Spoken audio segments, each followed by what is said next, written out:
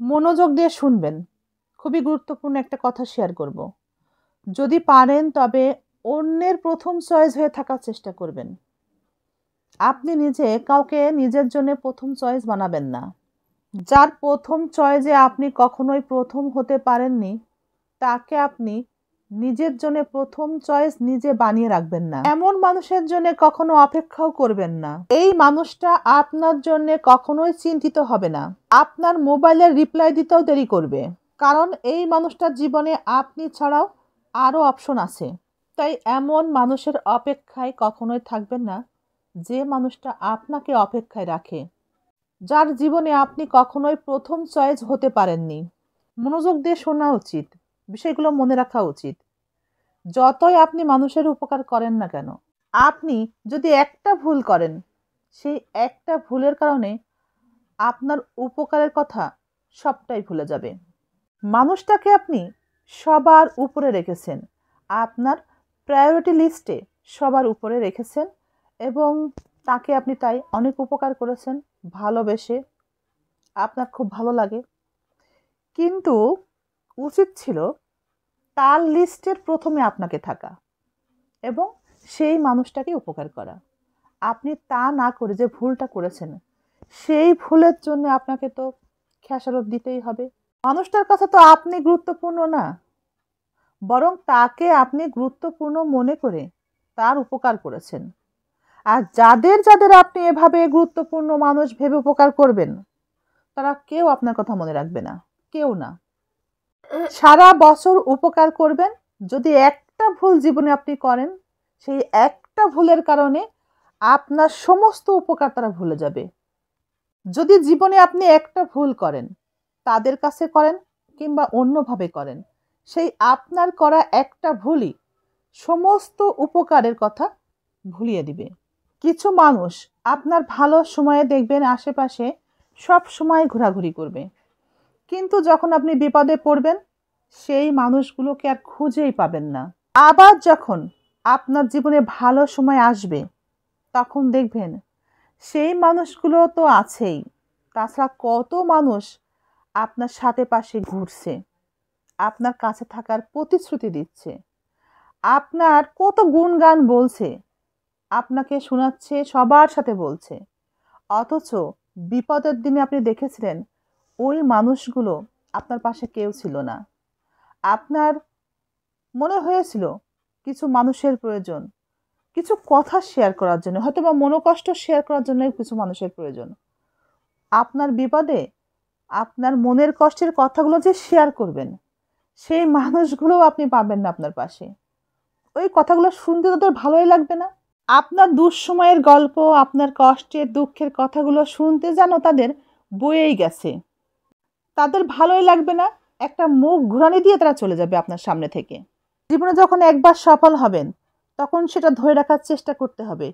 যদি আপনি একটু এদিক ওদিক হয়েছেন, উদাসীনভাবে জীবনযাপন করেছেন, আর যদি পড়ে যান, তবে মনে করবেন সবাই হাসাহাসি করবে, আপনার কষ্টের কথা কেউ শুনবে না, পাশে কেউ থাকবে না। কিন্তু যখন আপনি সফলতায় একটা ভালো জীবন পাবেন, পূর্ণতা পাবেন জীবনের, ঠিক ওই মুহূর্তে আপনার ভালো সময়ে সেই মানুষগুলো যারা খারাপ সময়ে আপনার পাশে ছিল না, তারা আপনার পাশে এসে কত কথা বলবে, কত প্রশংসা করবে, তখন আপনার ইচ্ছে হবে, মনে মনে ভাবতেই ইচ্ছা করবে, কি না নির্লজ্জ এরা, লজ্জাহীন মানুষ, তা না হলে আবার আপনার পাশে এসে এভাবে ঘুরঘুর করে, কিন্তু আপনি তা কিছু বলতে পারবেন না।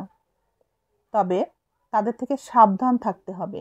সময় আপনাকে বোঝাবে, সময় পরিবর্তন হয়, কিন্তু মানুষ আপনাকে বোঝাবে ওই সময়েই, মানুষ পরিবর্তন হয় সময়েই। একটা কথা মনে রাখবেন, মানুষের কথা হয়তো বা আপনার কান পর্যন্ত পৌঁছায়, কিন্তু আপনার নীরবতা সেটা আল্লাহর আরশ পর্যন্ত পৌঁছে যায়। আমাদের জীবনে আমাদের মুরব্বীরা কিন্তু বলে গেছেন, আমাদেরকে বলেছেন, আমার দাদিও বলেছেন আমাকে, আমাদের ভাই বোনদেরকে বলেছেন, খাওয়া, ঘুম আর ভ্রমণ, এই তিনটা বিষয় সীমিত করতে হয়। এই তিনটা বিষয় যদি আপনি বেশি বেশি করেন, সেটা আপনার জীবনের জন্য ক্ষতি। যদি আপনি বেশি খান, আপনার পেটের সমস্যা হবে, বদহজম হবে। যদি আপনি বেশি ঘুমান, শরীরে অনেক রোগ বাসা বাঁধতে পারে, এমনকি আপনি অলস হয়ে যাবেন, কোনো কাজে আপনার মন বসবে না, মনোযোগ কমে যাবে, আপনি পরিশ্রমী হতে পারবেন না, কোনো কাজে সফলতা আপনার আসবে না। তাই বেশি ঘুমানো যাবে না। আবার যদি আপনি বেশি ভ্রমণ করেন, অর্থ অপচয় হবে, আপনার আয়ের থেকে ব্যয় তখন বেশি হয়ে যাবে। যখন আপনি ভ্রমণ শুরু করবেন, বারবারই আপনার মনোযোগ থাকবে, মস্তিষ্ক বারবারই বলবে, মন শরীর সবসময় বলবে চলো ভ্রমণে যাই।